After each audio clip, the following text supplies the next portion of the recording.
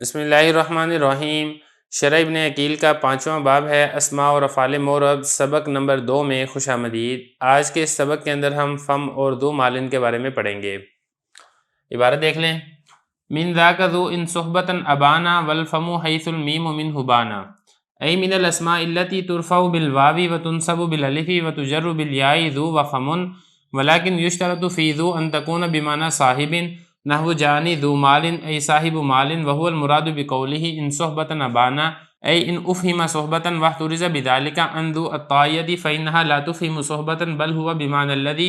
فلا تكون مثل ذی بمعنى صاحب بل تكون مبنیۃ واخرها الواو رفعا ونصبا وجرا، نحو جاءنی ذو قامہ ورأیت ذو قامہ ومررت بذو قامہ، ومنه قوله فإما کرام موسرون لقیتهم فحسبی من ذو عندهم ما کفانیہ، وكذلك يشترط في إعراب الفم بهذه الأحرف زوال الميم منه، نحو هذا فوه ورأيت فاه ونظرت إلى فيه، وإليه أشار بقوله والفم حيث الميم منه بانا، أي إن فصلت منه الميم أي زالت منه، فإن لم تزل منه أعرب بالحركات، نحو هذا فم ورأيت فما ونظرت إلى فم۔ ترجمہ دیکھ لیں۔ اور اس میں سے ذو ہے اگر وہ صحبت کے معنی کو ظاہر کرے، اور فم ہے جب میم اس سے جدا ہو جائے، یعنی ان اسماء میں سے جن کو رفع دیا جاتا ہے واو کے ساتھ، نصب دیا جاتا ہے الف کے ساتھ، جر دیا جاتا ہے یا کے ساتھ، ذو اور فم ہے، لیکن شرط لگائی گئی ہے ذو میں کہ وہ صاحب کے معنی میں ہو، جیسا کہ جانی ذو مالن ای صاحب مالن، اور یہی مراد ہے مصنف کے اس قول سے ان صحبت نبانا، یعنی اگر اس سے صحبت کا معنی سمجھا جائے، اور احتراز ہو جائے گا اس سے ذو الطائیہ سے، اس لیے کہ وہ صحبت کے معنی کو نہیں سمجھاتا ہے بلکہ وہ لذی کے معنی میں ہوتا ہے، لہذا یہ اس ذی کے مثل نہیں ہوگا جو صاحب کے معنی میں ہے، بلکہ یہ مبنی ہوگا اور اس کے آخر میں واو آئے گی، حالت رفع میں، حالت نصبی میں، حالت جری میں، جیسے کہ جانی ذو قامہ رأیت ذو قامہ مررت بذو قامہ، اور اسی میں سے مصنف کا قول ہے فَإِمَّا كِرَامٌ مُوسِرُونَ لَقِيتُهُمْ فَحَسْبِي مِن ذُو عِندَهُمْ مَا كَفَانِيَا، اور اسی طریقے سے شرط لگائی گئی ہے فم کے اعراب میں ان حروف کے ساتھ میم کے زائل ہونے کی اس سے، جیسے کہ هذا فَوْهُ رَأَيْتُ فَاهُ وَنَظَرْتُ إِلَى فِيهِ، اور اسی طرف اشارہ کیا مصنف نے اپنے اس قول سے والفم حیث المیم منہ بانا، یعنی میم اس سے جدا ہو جائے، اگر میم اس سے جدا نہیں ہوتی ہے تو اس کا اعراب حرکت کے ساتھ آئے گا، جیسے ھذا فمن رأیت فمن ونظرت الی فمن۔ عبارت ہو گئی ہے، ترجمہ ہو گیا ہے، اب چلتے ہیں اس کی تشریح کی طرف۔ دیکھیں اسماء ستہ مکبرہ میں سے جو کل 4 اسماء ہیں، ابن، اخن، ہمن اور ہنون، ان کے بارے میں ہم نے گزشتہ سبق میں پڑھ لیا تھا۔ جو 2 اسم باقی ہیں اس کے اندر ایک فمن ہے اور دوسرا ذو مالن ہے، ان کے بارے میں ہم آج کے سبق کے اندر پڑھیں گے۔ تو دیکھیں سب سے پہلے بات کر لیتے ہیں ذو کی۔ تو ذو کے بارے میں بتا رہے ہیں کہ جو ذو ہے، ذو کی 2 قسمیں ہیں۔ ایک ذو وہ ہوتا ہے جو صاحب کے معنی میں ہو، اور دوسرا ذو وہ ہوتا ہے جو الذی کے معنی میں ہو۔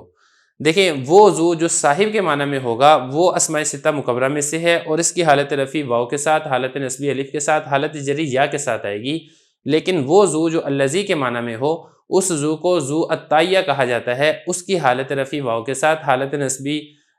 الف کے ساتھ، حالت جری یا کے ساتھ نہیں آئے گی، بلکہ یہ جو ذو الطائیہ ہے یہ مبنی ہوگا، یہ تینوں حالتوں کے اندر ہی اس کے آخر میں واو برقرار رہے گی۔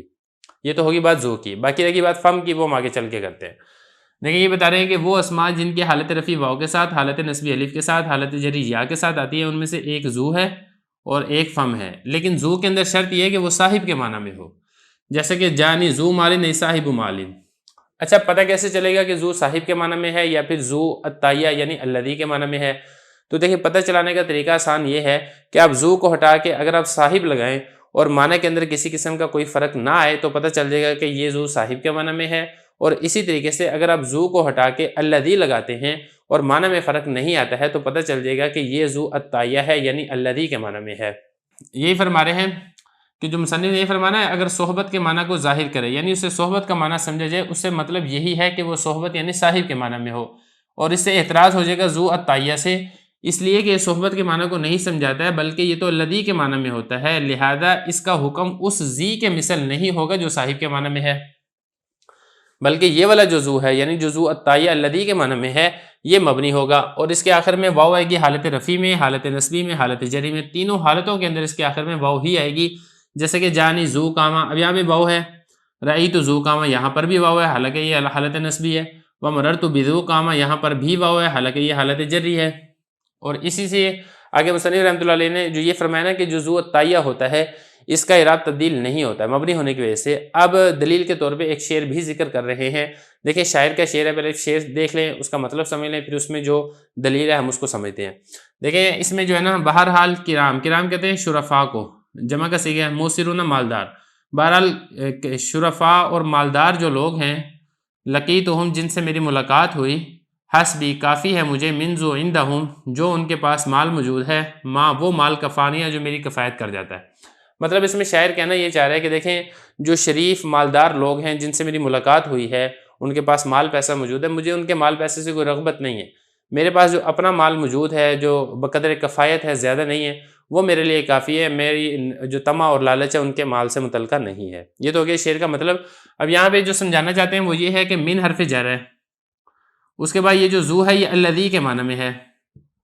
یعنی یہ جو ذو ہے یہ ذو التائیہ ہے، کیونکہ اگر یہ جو ذو اسماء ستہ مکبرہ والا ذو ہوتا ہے جو صاحب کے معنی میں ہوتا ہے تو پھر اس من کی وجہ سے اس کی حالت جری یا کے ساتھ آتی، لیکن حالت جری میں بھی واو آ رہا ہے، تو پتہ چلا کہ یہ جو ذو ہے یہ صاحب کے معنی میں نہیں ہے بلکہ یہ ذو الذی کے معنی میں ہے۔ یہ تو بات ہوگی ذو کی۔ اب اس کے بعد آگے بتا رہے ہیں فم کی۔ دیکھیں جو فم ہے یہ بھی اسماء ستہ مکبرہ میں سے اسم ہے، لیکن اس کے لیے بھی شرط ہے۔ اس کے لیے شرط یہ، ایک تو بات یہ ہے کہ یہ مضاف ہونا چاہیے، دوسری بات اس میں یہ ہے کہ جب اس کو آپ مضاف بنائیں گے تو اس کے آخر سے میم ہٹا دیں، جب اس کے آخر سے آپ میم ہٹا دیں گے تو پھر اس کی حالت رفع واو کے ساتھ، حالت نصبی الف کے ساتھ، حالت جری یا کے ساتھ آئے گی، اور اگر میم برقرار رہے گی تو پھر ان کا جو اعراب ہے وہ حرف کے ساتھ نہیں آئے گا بلکہ ان کا اعراب حرکت کے ساتھ آئے گا، یعنی حالت رفع ضمہ کے ساتھ، حالت نصبی فتح کے ساتھ، حالت جری کسرہ کے ساتھ۔ دیکھیں فرما رہے ہیں کہ جو فم کا لفظ ہے میم اس سے بانا کا مطلب کیا ہے؟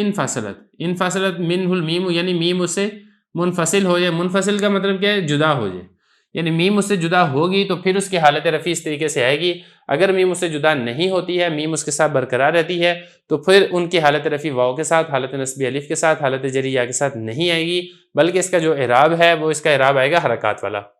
فرما رہے ہیں کہ فَإِن لَمْ تَزُلْ مِنْهُ، اگر اسے زائل نہ ہو، کون زائل نہ ہو؟ میم زائل نہیں ہوتی ہے، فم کے ساتھ میم برقرار رہتی ہے، تو پھر کیا ہوگا؟ ان کا اعراب حرکات والا آئے گا، جیسے کہ ہادہ فمون۔ اب یہاں پہ دیکھیں میم موجود ہے تو اس کا اعراب حالت رفع میں ضمہ کے ساتھ آ رہا ہے، حالت نصبی میں فتح کے ساتھ آ رہا ہے، حالت جری میں کسرہ کے ساتھ آ رہا ہے۔ کیوں؟ کیونکہ میم موجود ہے، میم زائل نہیں ہوئی ہے۔ بہرحال یہ تو بات ہوگی شرح ابن عقیل کی۔ اب اوپر آ جائیں الفیہ ابن مالک کا شعر، اس کو ذرا سمجھ لیتے ہیں۔ فرما رہے ہیں کہ اس میں سے، کس میں سے؟ ستہ مکبرہ میں سے، جو اسماء ستہ مکبرہ ہیں ان میں سے کیا ہے؟ ایک تو ذو ہے، ان صحبتاً اگر وہ صحبت کا معنی ابانا ظاہر کرے، مطلب یہ کہ وہ صحبت کا معنی ظاہر کرے، کیا مطلب؟ کہ وہ صاحب کے معنی کے اندر ہو۔ اگر صاحب کے معنی میں ہوگا تو پھر تو اسماء ستہ مکبرہ میں سے ہوگا، اگر صاحب کے معنی میں نہیں ہے تو ستہ مکبرہ میں سے نہیں ہے۔ والفم، اور فم بھی ہے، حیث جس وقت میم اسے بانا جدا ہو جائے، اگر میم جدا ہوگا تو پھر تو یہ اسماء ستہ مکبرہ میں سے ہوگا، اگر میم اس کے ساتھ موجود ہے تو پھر یہ ستہ مکبرہ میں سے نہیں ہوگا۔